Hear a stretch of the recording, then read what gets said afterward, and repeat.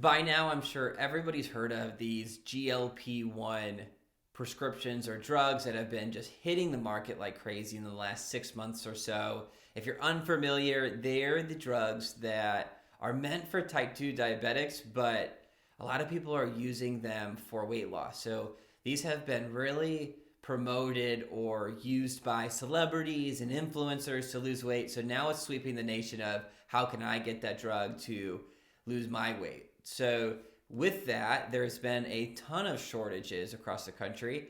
And anytime that there's a ton of demand and there's little supply, there's gonna be scammers out there. And I mean, to prove it, think about how many scams in the past have happened for other items like PS5 that's happened in the last few years.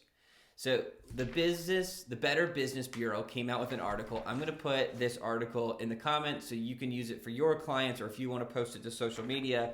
But there are scams for these GLP-1 drugs. This article is Ozempic in particularly that's been scamming the country and the world for the drugs. So what's happening is they're either posting on like Google or Bing using their ads or just doing really good SEO.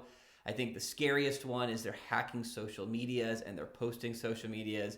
I think what we've all seen is, you're on Twitter or you're on Facebook and you see this outrageous post from your friend and it's not what they would usually say. That's because they were hacked and the hacker posted that.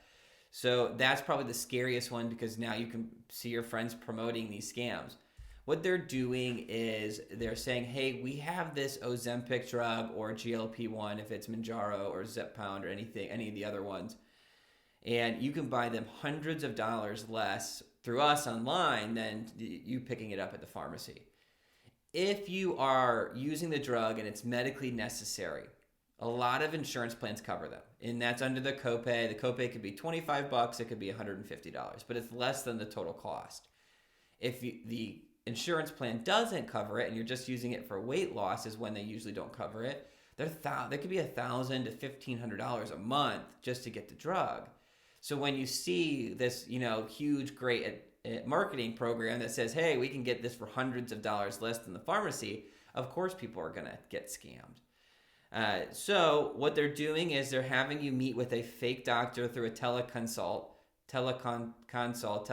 visit, and they're walking you through your symptoms, and they're going to write you a prescription to their pharmacy and then send you the drug. And then they ask you to pay with your digital wallet through Venmo or Cash App or Zelle or crypto. I think nowadays it's pretty common sense. If they ask, hey, send me Bitcoin for this drug, there's a really good chance that it's a scam, but people still do it. So just make sure that you're watching out. If they're asking for online money instead of your debit card or credit card or HSA card, the red flags might want to go up. What the Better Business Bureau is saying, how to avoid the scams, don't buy the medications from foreign countries. I would say, yes, that's a great, way to avoid it. There are great international programs out there, but a lot of them are featured or sponsored by your employer plan. So if they're through your employer plan and they're vetted out, that could be okay. But if you're just, finding a random web search online and clicking it and using it, might not be credible.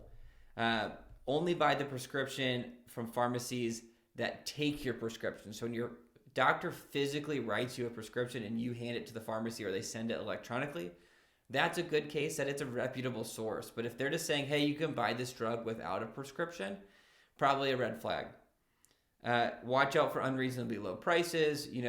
Yes, in other countries, prescriptions are significantly cheaper, but if you're getting a drug for half the price here in the US, red flag. Don't use digital wallets, like we said. Don't send crypto for prescriptions. Pay with, actual American money cards, so debits, credits, or your HSA card. And then, of course, use reputable pharmacies. Don't just get this from anybody. You want the drug that's actually real. So again, I'll post this in the comments here. I think it's a good article to look out for. Send to your clients, send to your employees just to look out for them. But if you have any comments or points about this, we'd love to hear from you. Thanks, everybody.